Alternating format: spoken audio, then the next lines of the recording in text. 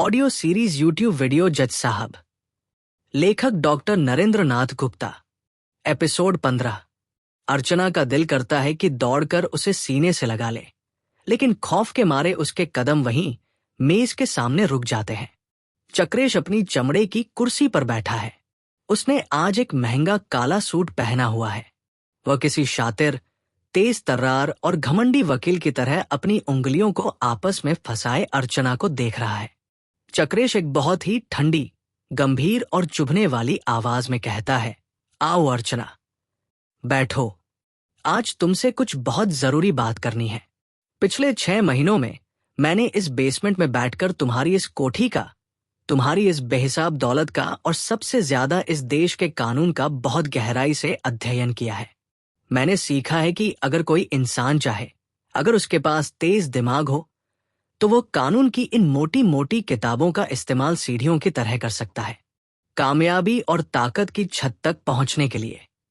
अर्चना बिना कुछ बोले कांपते हुए सामने रखी एक कुर्सी पर बैठ जाती है।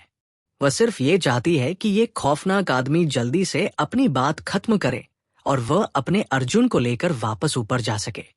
उसे चक्रेश की आंखों में आज एक नया, अजीब और भयानक इरादा नजर आ रहा है। चक्रेश अपनी मेज की दराज खोलता है। वो उसमें से एक लाल रंग की फाइल निकालता है और उसे मेज पर खिसकाते हुए अर्चना के बिल्कुल सामने रख देता है। चक्रेश फाइल पर उंगली मारते हुए कहता है, इस फाइल को खोलो अर्चना। अर्चना डरते डरते अपने कांपते हाथों से उस फाइल को खोलती है। उसके अंदर कुछ कानूनी दस्तावेज यानी लीगल डॉक्यूमेंट्स रखे हैं। उन कागजों पर बहुत सारे सरकारी स्टैंप लगे हैं और नोटरी की मुहर है। अर्चना की नजरें सबसे ऊपर लिखे शीर्षक पर जाती है, जिस पर मोटे काले अक्षरों में लिखा है, स्पेशल मैरिज एक्ट 1954 के तहत विवाह पंजीकरण यानी marriage registration under special marriage act 1954। अर्चना की आंखें फटी की फटी रह जाती हैं। वो एक पल के लिए सांस लेना भूल जाती है। उसे समझ नहीं आता कि इन कागजों का क्या मतलब है। अर्चना बुरी तरह घबराकर हकलाते हुए पूछती है, ये सब क्या है? ये शादी के कागज, ये किसके हैं? तुम ये सब मुझे क्यों दिखा रहे हो? चक्रेश मुस्कुराता है। उसकी मुस्कान में एक शैतान का गुरूर और एक मास्टरमाइंड की जीत साफ झलक रही है। वह अपनी कुर्सी से थोड़ा आगे की तरफ झुकता है और अर्चना की आंखों में आंखें डालता है। चक्रेश बेहद शांत लेकिन खतरनाक आवाज में कहता है, ये हमारे शादी के कागज हैं अर्चना, तुम्हारे और मेरे। मैंने फैसला किया है कि अब इस बेसमेंट के अंधेरे में एक मुजरिम की तरह छुपकर रहने का वक्त खत्म हो गया है। मैं सिर्फ एक खौफनाक साया बनकर इस कोठी में नहीं रह सकता। मुझे इस कोठी, इस दौलत और सेठिया ग्रुप ऑफ इंडस्ट्रीज का कानूनी वारिस बनना है, और इसके लिए बहुत जरूरी है कि समाज और कानून की नजर में मैं कैलाश सेठिया की जगह लूं। मुझे तुम्हारा पति बनना होगा। अर्चना के पैरों तले से मानो जमीन खिसक जाती है। ये उस दरिंदे का अब तक का सबसे खौफनाक और घिनौना वार था। अर्चना को ऐसा लगता है जैसे किसी ने उसके सीने में खंजर घूम दिया हो। वह झटके से अपनी कुर्सी से उठ खड़ी होती है।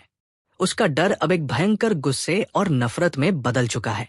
अर्चना गुस्से और नफरत से कांपते हुए चीखती है, तुम पागल हो गए हो।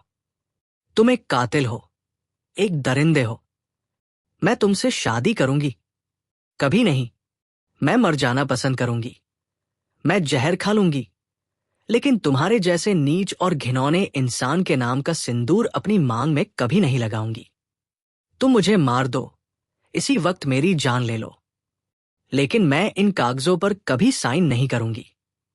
चक्रेश अपनी जगह से बिल्कुल नहीं हिलता। वह बहुत इत्मीनान से अपनी कुर्सी पर बैठा रहता है। उसे बिल्कुल भी हैरानी नहीं होती, क्योंकि वो अच्छी तरह जानता था कि अर्चना का यही जवाब होगा। एक शातिर मुजरिम हर चाल का जवाब पहले से सोच कर रखता है।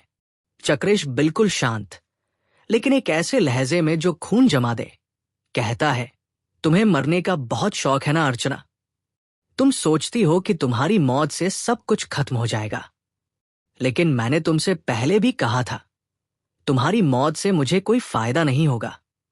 अगर तुम मर गई तो ये दौलत, ये कोठी शायद किसी और के पास चली जाए और मेरे हाथ कुछ ना लगे, इसलिए मरना तुम्हें नहीं है। चक्रेश अचानक अपनी मेज पर रखा एक भारी कांच का पेपरवेट उठाता है और उसे अपने हाथ में उछालने लगता है। उसकी नजरें कोने में बैठे मासूम अर्जुन पर जा टिकती हैं। चक्रेश पेपरवेट को घूरते हुए बहुत ही ठंडी आवाज में कहता है, अगर तुमने इन कागजों पर आज साइन नहीं किए तो सबसे पहले तुम्हारे इस अर्जुन की लाश इसी बेसमेंट के फर्श पर गिरेगी, और फिर मैं ऊपर जाऊंगा और तुम्हारे दूसरे बेटे करण की गर्दन उसके ही बिस्तर पर मरोड़ दूंगा। और मैं उन्हें कोई चाकू या गोली नहीं मारूंगा। मैंने कानून पढ़ा है अर्चना। मैं ऐसा कत्ल करूंगा जो पुलिस की नजर में सिर्फ एक दर्दनाक हादसा होगा। चक्रेश अपनी कुर्सी से उठता है और अर्चना के चारों तरफ चक्कर काटने लगता है। चक्रेश विस्तार से समझाते हुए कहता है, मैं कह दूंगा कि तहखाने में खेलते खेलते सीढ़ियों से गिरकर बच्चे की मौत हो गई, या शायद रात को सोते वक्त ऊपर वाले कमरे में शॉर्ट सर्किट हो जाए और तुम्हारा दूसरा बच्चा भी जल जाए। मैं कुछ भी कर सकता हूं। मैं वो जहर हूं जो हवा में घुलकर तुम्हारे बच्चों को मार देगा, और तुम चाहकर भी मुझे रोक नहीं पाओगी। ना तुम पुलिस को कुछ साबित कर पाओगी और ना ही अपने बच्चों को वापस ला पाओगी। अर्चना फूट फूट कर रोने लगती है।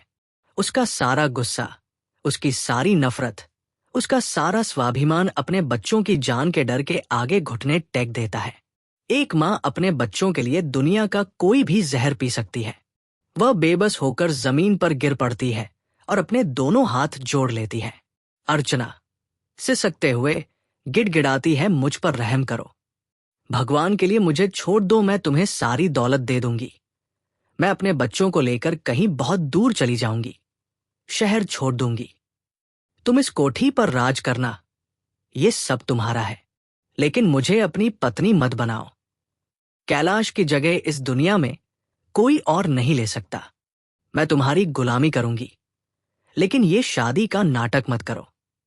चक्रेश अर्चना के सामने खड़ा है।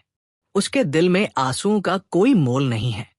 चक्रेश कठोरता से हुक्म देते हुए, तुम्हारे पास दो ही रास्ते हैं अर्चना सेठिया, या तो तुम मेरी पत्नी बनोगी या अपने ही बच्चों की कातिल। फैसला तुम्हें करना है।